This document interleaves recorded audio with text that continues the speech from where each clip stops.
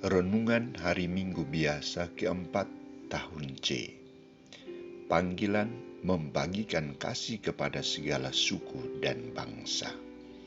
Bacaan pertama diambil dari kitab Nabi Yeremia bab 1 ayat 4-5, ayat 17-19. Bacaan kedua dari surat pertama Rasul Paulus kepada jemaat di Korintus bab 12 ayat 13 sampai bab 13 ayat 13. Dan bacaan Injil dari Injil Lukas bab 4 ayat 21 sampai 30. Saudara-saudariku terkasih, ada banyak pengalaman misi umat, misi pelayanan pastoral dan aksi sosial yang sering dipandang sebelah mata oleh orang lain. Sering secara spontan muncul ungkapan ini, "Saya sudah berjuang mati-matian untuk mewujudkan pekerjaan ini, aksi sosial ini, tetapi tidak ada sedikit dukungan atau ucapan terima kasih atau apresiasi dari rekan kerja atau komunitasku."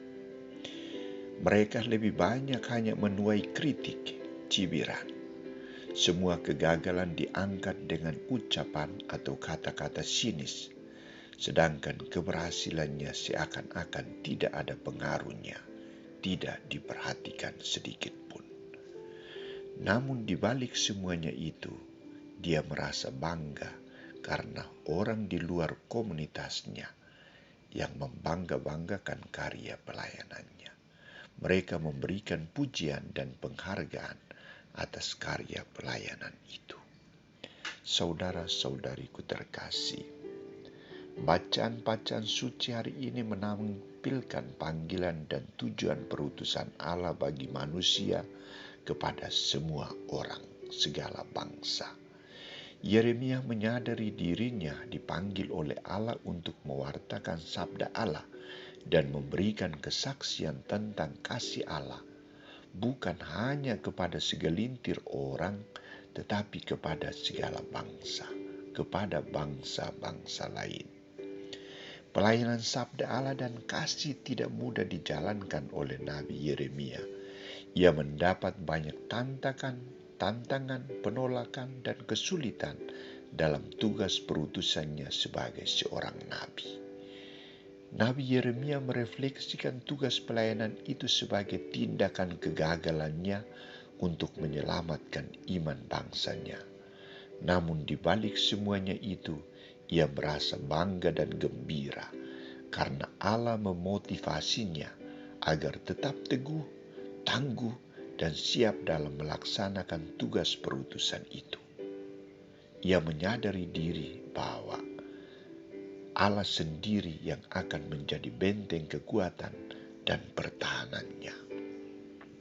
Saudara-saudariku terkasih, pengalaman Nabi Yeremia ini dialami juga oleh Yesus Kristus. Kehadiran Yesus di rumah ibadat Nazaret, di mana Yesus tampil sebagai seorang pewarta sabda Allah yang sangat berwibawa, pintar dan menarik perhatian, membuahkan kritikan tajam dan penolakan dari orang-orang dekatnya, orang-orang sekampung dan kaum keluarganya sendiri. Alasan penolakan adalah, mungkinkah seorang Mesias berasal dari keluarga yang sederhana? Bukankah dia ini anak Yusuf?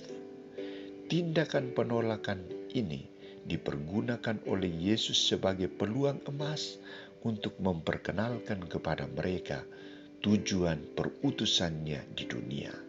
Pewartaannya sama seperti yang telah dilakukan oleh Nabi Elia dan Elisa yang diutus bukan kepada bangsanya sendiri, namun kepada bangsa-bangsa lain.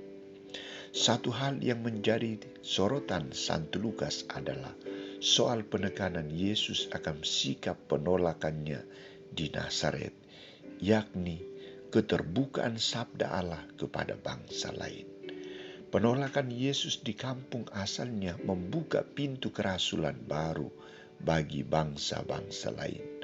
Penolakan bangsa terpilih, yakni orang-orang kampungnya sendiri terhadap sabda Allah dan pelayanan kasih Yesus, merupakan umpan balik bagi Yesus untuk mengarahkan perhatiannya kepada bangsa-bangsa lain. Prinsip semua akan memperoleh keselamatan dari Allah sekarang diwujud nyatakan oleh Yesus sendiri. Saudara-saudariku terkasih, mengapa orang harus menolak tawaran kasih Allah dan pewartaan yang membawa kehidupan? Jawabannya adalah manusia tidak rendah hati untuk menerima tawaran Allah dari Nabi Yeremia maupun dari Yesus sendiri.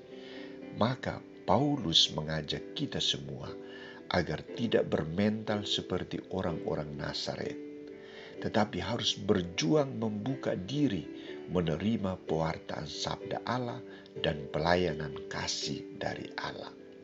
Paulus menegaskan bahwa intisari amanat Injil adalah kasih. Kasihlah yang memberi arti kepada segala tindakan kita.